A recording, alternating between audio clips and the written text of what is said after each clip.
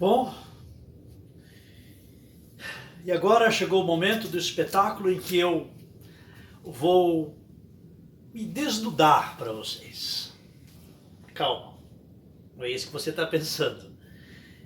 Se fosse também não teria problema algum. Eu vou ter, como Paulo Freire disse, eu vou tentar me inserir nesse contexto. Contar um pouco da minha trajetória. Eu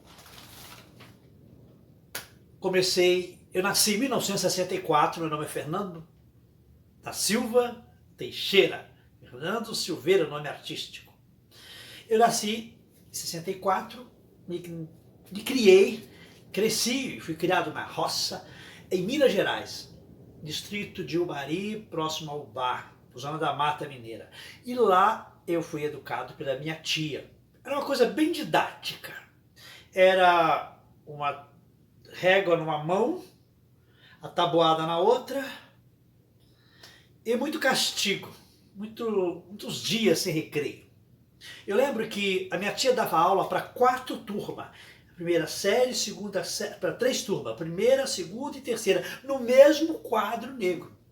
Primeiro ano, é tudo na base do grito, também, coitada.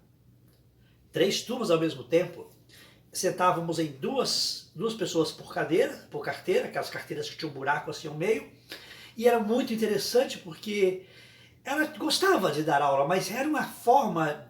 Ela foi eleita professora por partido político. Lembro que era MDB, Arena e MDB. E se mudasse o partido no meio, mudava a professora. Mas, enfim, e tínhamos uma convivência com a comunidade. Aprendi a ler naquela cartilha, cartilha feliz. Cartilha feliz.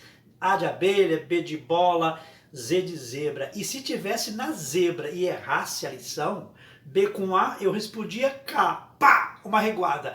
De abelha até zebra, foi muita reguada. Enfim, consegui, terminei a terceira série, depois passei para a 4ª série, que já tinha que andar 6 quilômetros na caminhada até chegar à cidade de Ubari, completando assim a 4ª série primária e voltando para Enxada.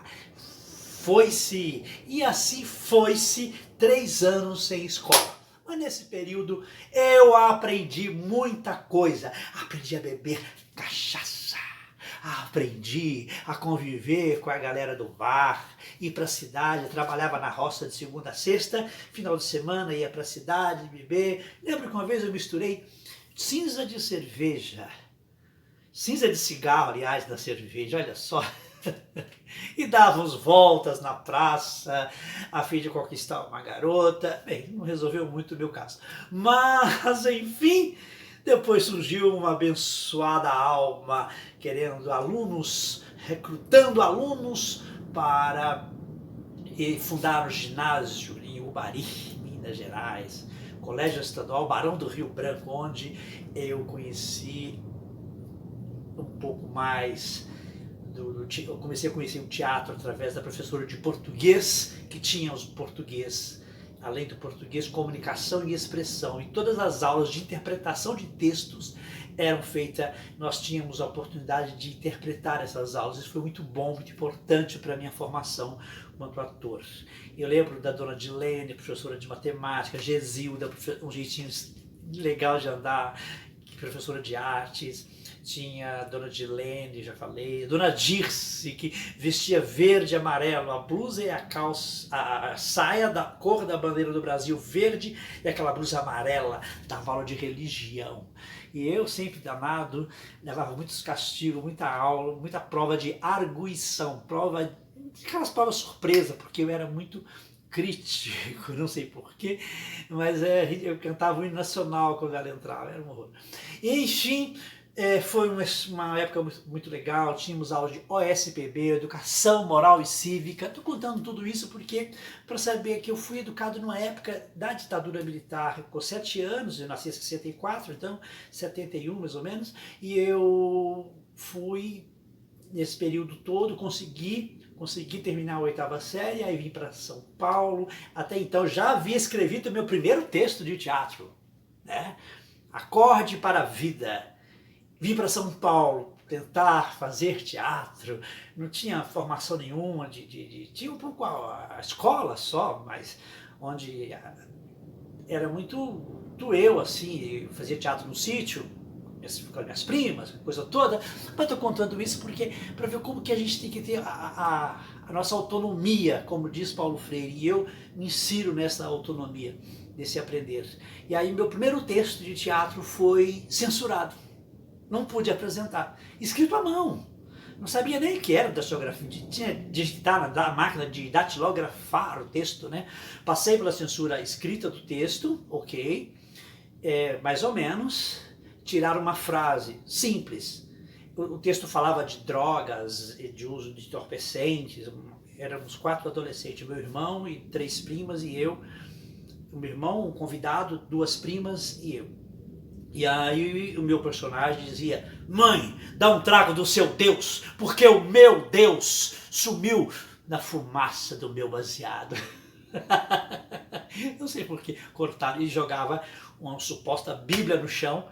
Então foi proibida essa cena, isso em 85, antes de 85, né? Mais ou menos, e no final já da ditadura militar. Depois nós passamos por uma situação difícil, porque tinha outras frases que foram cortadas do texto. Passamos por um momento difícil, onde nós tínhamos que apresentar a peça para a apresentação visual para a censura. Eu lembro que eu fui várias vezes tentando, imagina, não sabia andar em São Paulo, sabia pegar um trem, dava sinal para o trem. Então, e aí eu morava em Mauá, trabalhei de ajudante de cozinha, trabalhei em vários, servente de pedreiro, fiz várias coisas em prol da apresentação do espetáculo. A minha família sempre da expectativa do dia da apresentação. Minhas primas vieram para São Paulo, meu irmão também.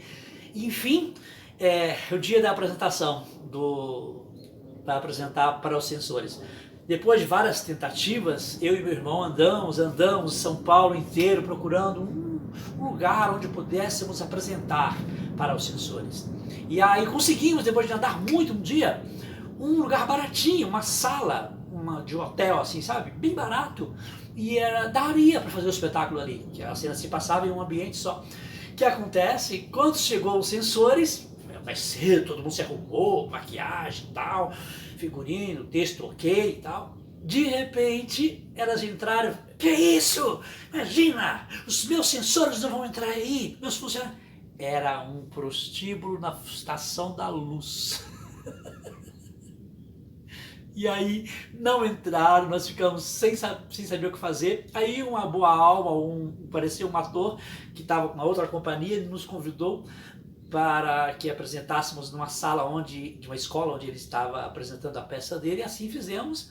E eu sei que teve problema com a saia, o cartaz e tal, que tinha o cartaz era um jovem numa esquina assim, injetando uma droga na veia, e foi proibido também. Enfim, mas nós apresentamos o espetáculo em Mauá, não é um teatro da prefeitura, mas um teatro de 400 lugares, tinha muita gente, a família inteira foi, a cidade inteira foi. Não esqueço desse dia. O espetáculo tinha a música do Raul Seixas, então era mecânica. Já, não pense que a canção está perdida. Tenha fé em Deus, tenha fé na vida. E aí foi maravilhoso, só que foi a única apresentação. Cada um seguiu o teu rumo, meu irmão voltou, hoje ele tem a família dele, eu tenho o meu espetáculo, tenho a minha carreira, a minha profissão, e essa minha pesquisa continuou. Morei em São Paulo, continuo morando em São Paulo, fiz supletivo do segundo grau, concluí a minha formação, e aí escrevi vários textos de teatro, apaixonei-me pela literatura, tenho uma pesquisa sobre Fernando Pessoa, já 4 monólogos escritos só de Fernando Pessoa, e também vários outros textos, mais ou menos acho que 12 ou 13 textos registrados na Biblioteca Nacional do Rio de Janeiro. E eu sou autor e responsável por essa pesquisa desse espetáculo que vocês estão assistindo. É um prazer enorme ter vocês aqui. Foi muito trabalho, mas foi muito amor.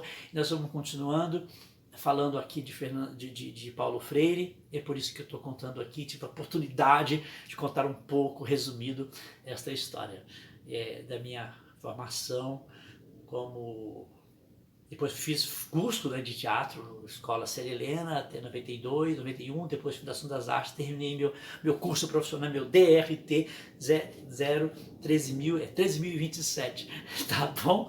E aí foi muito orgulho, tenho muito orgulho disso. E vamos continuando aqui falando um pouco de Paulo Freire.